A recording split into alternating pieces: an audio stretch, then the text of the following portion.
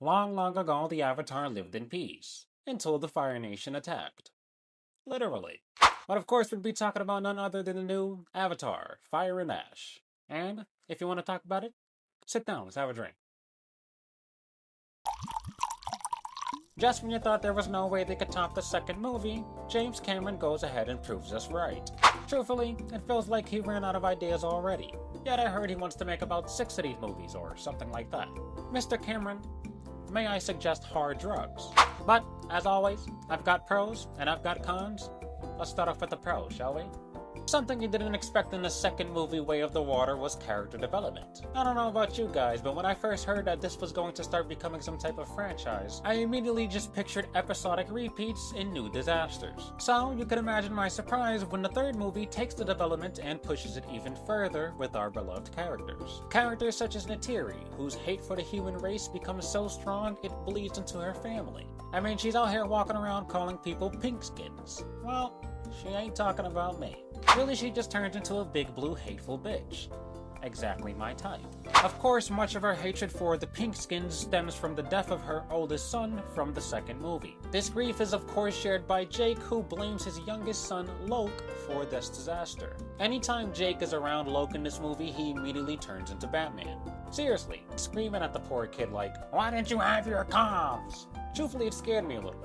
I started searching in my seat for my comms. I won't speak too much on how this affects the relationship because a lot of the movie builds on that, and I don't want to feel like I'm spoiling anything. And then of course we have Kiri, who just becomes one with Eywa. I'm talking she's smoking that Eywa pack and rolling it in her long braid.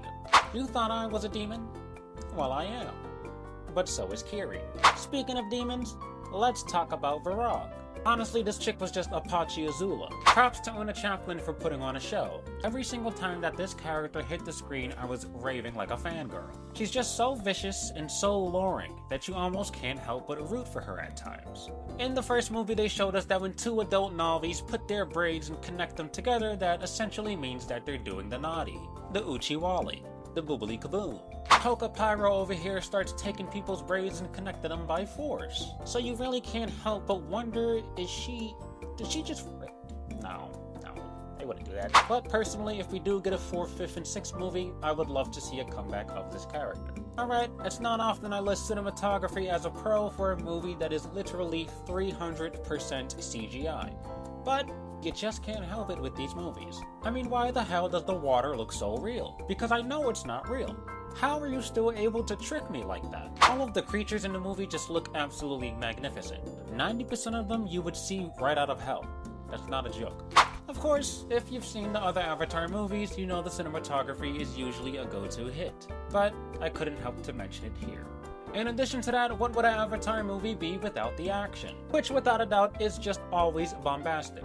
The scene where we're first introduced to the Ash people and they're kind of just invading through the mountains is so surreal. It felt like I was actually being invaded in the theater.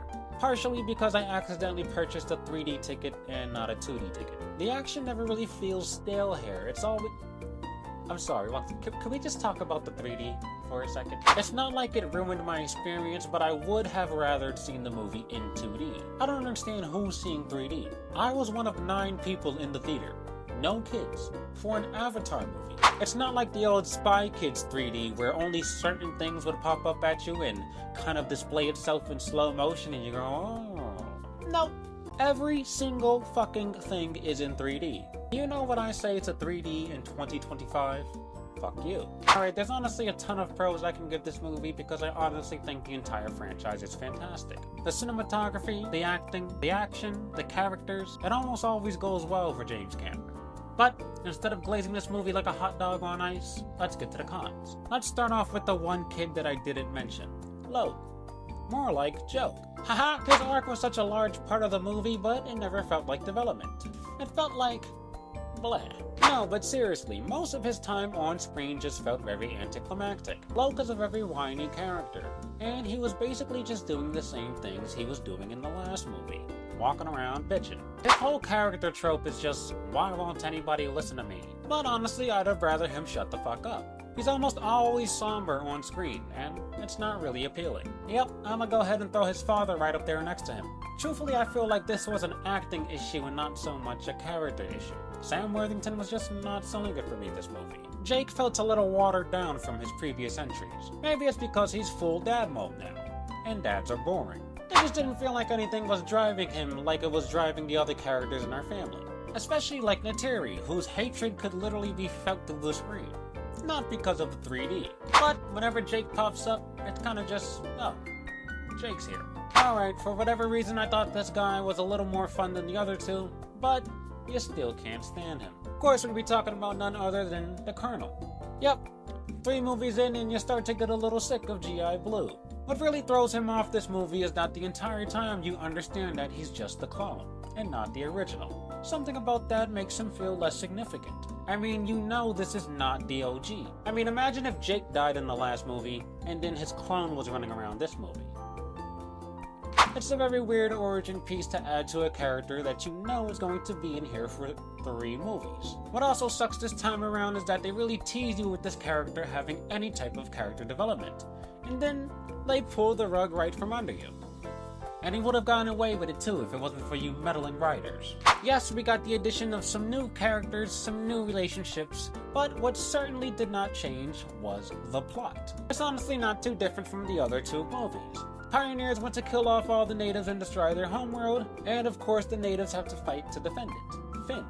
I've been hearing that story since the 1600s. Truthfully, it feels like each new movie is just gonna add some type of DLC to spice things up. Like, here's the AWOL update. Now we're fighting over here, underground or something. I think the worst part about it all is the military. When the first movie ended, I thought, wow, they beat the bad guys. Now we never have to worry about them again. Then they came back in the second movie as if they never got defeated in the first place. And I thought, well, that's a little bit of weak sauce, but they managed to smooth it out. But a third movie? Really?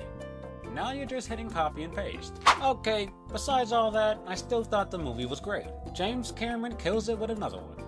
My only gripe with the movie is that it felt like it could be just another one. Especially if 3 more come down the road just like it. But let's hope not.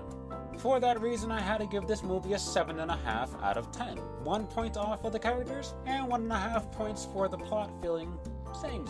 If I had to recommend another action-packed movie that takes place on an alien homeworld and has a little bit of military drama, well, I'd recommend the movie Starship Troopers. But I want to know what you think about Avatar: Fire and Ash. Talk to me in the comments.